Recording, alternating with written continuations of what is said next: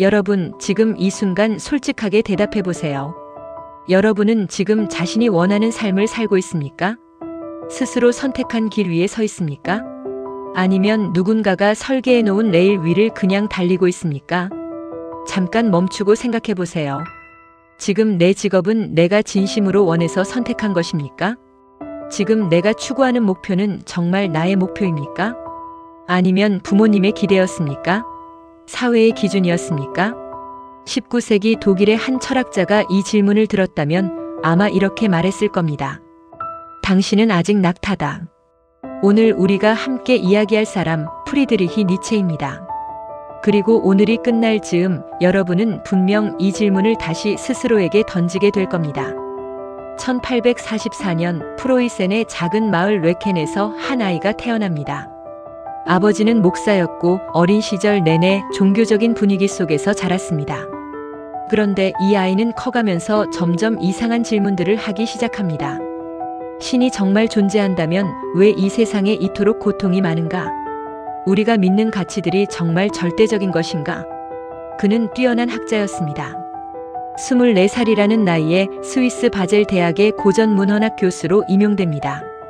이것은 당시 기준으로도 매우 이례적인 일이었습니다. 박사 학위도 없이 교수가 된 거의 유일한 사례였으니까요. 하지만 그는 학자로서의 안정된 삶을 선택하지 않았습니다. 건강은 계속 나빠졌고 대학 생활에 환멸을 느꼈습니다. 결국 교수직을 내려놓고 유럽 각지를 떠돌며 책을 씁니다. 혼자였습니다. 가난했습니다. 병들어 있었습니다. 그러면서도 인류 역사의 가장 깊은 질문들을 던진 책들을 남깁니다. 그가 남긴 말 중에 가장 유명한 것이 있습니다. 신은 죽었다. 우리가 신을 죽였다. 많은 사람들이 이 말을 신학적 선언으로 오해합니다. 하지만 니체는 신학자가 아니었습니다. 이 말은 훨씬 더 깊은 이야기를 담고 있습니다. 그는 이렇게 말하는 겁니다. 근대 이후 과학이 발전하고 이성이 중심이 되면서 인류는 더 이상 절대적인 가치를 믿지 않게 됐다고. 이것이 선이다, 이것이 악이다, 이것이 옳다고 명령하는 절대적 기준이 무너졌다고. 그러면 이제 어떻게 살아야 하는가? 가치가 사라진 세계에서 인간은 무엇을 기준으로 삶을 선택하는가? 니체는 이 질문에 평생을 바쳤습니다. 그리고 그 대답이 바로 오늘 우리가 이야기할 초인 사상입니다. 니체의 책 차라투스트라는 이렇게 말했다에서 그는 인간 정신의 변화를 세 가지 동물로 설명합니다. 낙타, 사자, 그리고 어린이. 지금부터 각 단계를 설명할 텐데 여러분은 들으면서 나는 지금 어느 단계에 있는가를 생각해 보세요. 첫 번째는 낙타입니다. 낙타는 무거운 짐을 집니다. 그것도 스스로 원해서가 아니라 누군가가 올려놓기 때문에 집니다. 사회가 요구하고 부모가 기대하고 문화가 강요하는 짐들. 좋은 대학에 가야 한다. 안정적인 직장을 가져야 한다. 이 나이에는 결혼을 해야 한다. 남들처럼 집을 사야 한다. 낙타는 이 모든 짐을 묵묵히 지고 사막을 걸어갑니다. 불평하지 않습니다. 질문하지 않습니다. 그냥 짊어지고 걷습니다. 여러분은 어떠신가요? 지금 내가 지고 있는 짐들 중에서 정말 내가 원해서 선택한 짐이 몇 개나 됩니까? 낙타 단계의 핵심은 바로 복종입니다. 남이 정해준 기준, 남이 만들어 놓은 길을 따르는 것. 그리고 많은 사람들이 평생 이 단계에 머문 채 죽습니다. 두 번째는 사자입니다. 어느 순간 낙타는 묻기 시작합니다. 왜 내가 이 짐을 져야 하는 거지? 이 가치들이 정말 옳은 건가? 나는 진짜로 무엇을 원하는가? 그리고 사자가 됩니다. 사자는 거대한 용을 마주칩니다. 그 용의 이름은 너는 해야 한다도 SOLLST입니다. 용의 비늘 하나하나에 수천 년 된 가치들이 적혀 있습니다. 이것이 옳다, 이렇게 살아야 한다, 이것이 선이다. 사자는 그 용에게 싸움을 겁니다. 아니요, 나는 원한다. 내가 선택한다. 이 단계는 반항입니다. 부정입니다. 기존의 가치를 거부하고 싸우는 단계입니다. 직장을 때려치우고 관계를 정리하고 사회의 기대를 거부하는 것. 많은 분들이 20대에 이 단계를 경험하셨을 겁니다. 반항하고 거부하고 내 멋대로 살겠다고 선언하는. 하지만 사자에게는 한 가지 한계가 있습니다. 사자는 파괴할 수 있지만 창조할 수 없습니다. 기존 가치를 부수는 데는 능하지만 새로운 가치를 만들어내지 못합니다. 그래서 다음 단계가 필요합니다. 세 번째이자 최고의 단계는 어린이입니다. 어린이는 파괴하지 않습니다. 새롭게 시작합니다. 어린아이에게 놀이는 신성한 것입니다. 아이는 왜 노는지 묻지 않습니다. 그냥 놉니다. 아이는 굴러가는 바퀴입니다. 자발적으로 움직입니다. 어린이 단계는 새로운 가치를 스스로 창조하는 것입니다.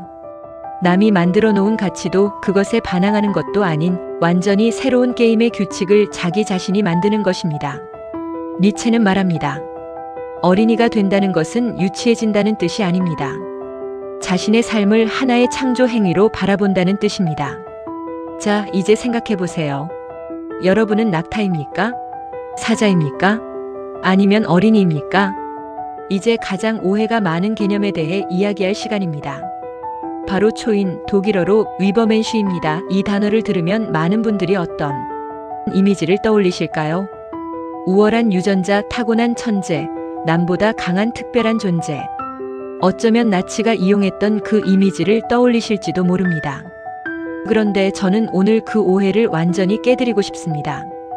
역사적 사실부터 말씀드리겠습니다. 니체의 여동생 엘리자베트 포르스터는 독실한 반유대주의자였습니다. 니체가 죽은 후 그녀는 오빠의 글을 편집하고 왜곡해서 나치에게 유리한 방향으로 출판했습니다. 히틀러가 니체의 초인 개념을 아리안 우월주의와 연결한 것은 바로 이 왜곡된 텍스트 때문입니다. 그런데 실제 니체는 어떻게 생각했을까요? 그는 독일 민족주의를 혐오했습니다. 반유대주의에 강하게 반대했습니다. 국가주의를 새로운 우상이라고 비판했습니다. 니체가 말한 초인은 타인 위에 군림하는 존재가 아닙니다. 초인은 자기 자신을 극복한 사람입니다. 어제의 나보다 더 나아진 오늘의 나. 두려움에 지배받는 삶이 아니라 가치를 창조하는 살. 남이 정해준 길이 아니라 자신이 직접 의미를 만들어가는 살. 니체는 이렇게 씁니다. 인간은 동물과 초인 사이에 걸쳐 있는 밧줄이라고. 시면 위에 처진 밧줄, 건너가는 것이 위험하고 건너지 않는 것도 그냥 서 있는 것도 위험한 밧줄. 우리는 항상 선택해야 합니다. 어제의 자신에 안주할 것인가 아니면 더 나은 자신으로 나아갈 것인가. 초인은 도달해야 할 목적지가 아닙니다. 매 순간 선택하는 방향입니다. 자기 극복을 선택하는 태도입니다. 그리고 누구나 그 방향으로 걸음을 뗄 수 있습니다. 천재일 필요가 없습니다. 특별한 재능이 필요하지 않습니다. 지금 이 순간 더 나은 선택을 하는 것으로 충분합니다. 자, 그렇다면 지금 이 시대의 초인으로 산다는 것은 어떤 모습일까요? 철학책 속의 이야기를 현실로 가져와 보겠습니다.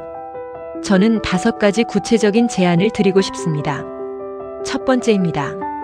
고통을 피하지 말고 의미로 전환하세요. 니체의 가장 유명한 말 중 하나입니다.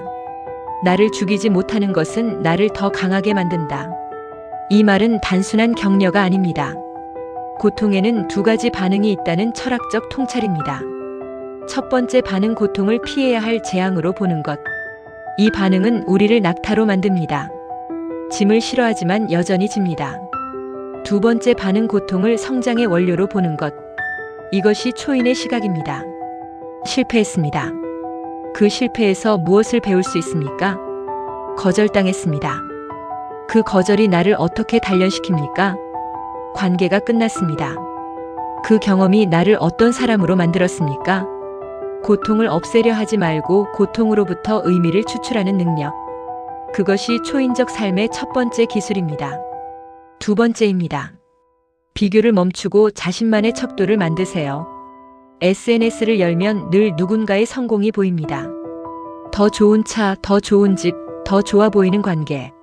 우리는 끊임없이 남과 비교하며 자신의 위치를 측정합니다. 니체는 이것을 비겁이라고 불렀습니다. 남의 기준으로 나를 측정하는 것은 남이 만든 게임을 하는 것과 같습니다. 그 게임에서 이겨도 내 삶은 더 풍요로워지지 않습니다. 초인은 남과 비교하지 않습니다. 오직 어제의 자신과 비교합니다. 나는 어제보다 더 솔직했는가? 어제보다 더 용감한 선택을 했는가? 어제보다 나 자신에 더 충실했는가? 이 질문이 여러분만의 척도가 될 때 진정한 자기 삶이 시작됩니다. 세 번째입니다. 스스로에게 불편한 질문을 던지는 용기를 가지세요. 낙타가 낙타인 이유는 짐의 무게를 의심하지 않기 때문입니다. 그냥 집니다. 왜 지는지 묻지 않습니다. 오늘 여러분에게 세 가지 질문을 드리겠습니다. 이 질문들이 불편하게 느껴진다면 그것은 좋은 신호입니다. 첫 번째 질문. 내가 지금 추구하는 성공의 기준은 누가 만들었는가? 두 번째 질문. 나는 지금 무언가를 두려워서 하고 있는가, 원해서 하고 있는가? 세 번째 질문. 만약 남의 시선이 전혀 없다면 나는 어떤 삶을 살겠는가? 이 질문들에 바로 답할 수 없다면 그것은 여러분이 아직 낙타의 단계에 있다는 신호일 수 있습니다. 사자로 나아가는 첫걸음은 바로 이 질문을 직면하는 것입니다. 네 번째입니다. 소비하는 삶보다 창조하는 삶을 선택하세요. 현대 사회는 우리를 소비자로 만들려 합니다. 더 많이 사고, 더 많이 보고, 더 많이 즐기라고 합니다. 그런데 소비만 하는 사람은 결코 초인이 될 수 없습니다. 창조한다는 것은 거창한 것이 아닙니다. 글을 쓰는 것, 음악을 만드는 것, 사업을 시작하는 것만이 아닙니다. 매일 아침 더 나은 루틴을 만드는 것, 새로운 방식으로 문제를 해결하는 것, 진심을 담아 요리 한 끼를 만드는 것도 창조입니다. 무언가를 세상에 내놓는 사람, 무언가를 만들어내는 사람. 그 행위 자체에 초인의 정신이 담겨 있습니다. 다섯 번째입니다.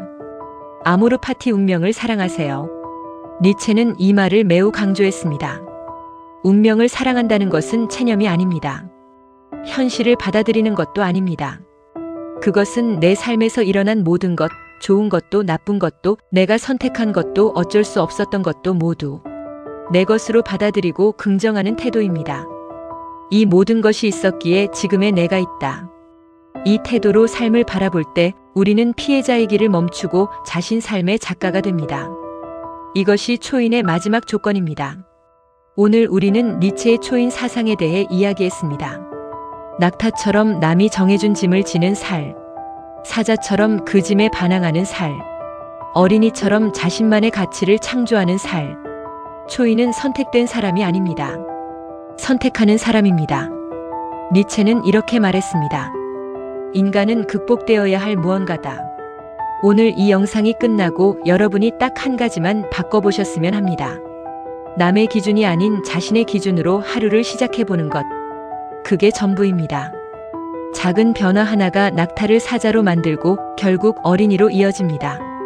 여러분은 충분히 할 수 있습니다. 다음 시간에는 니체의 영원 회귀를 이야기하겠습니다. 이 인생을 무한히 반복해도 괜찮습니까? 그 무거운 질문 앞에서 우리는 어떻게 서야 하는가? 구독과 좋아요는 다음 영상을 더 빨리 만들 수 있게 도와줍니다. 오늘도 함께 해주셔서 감사합니다.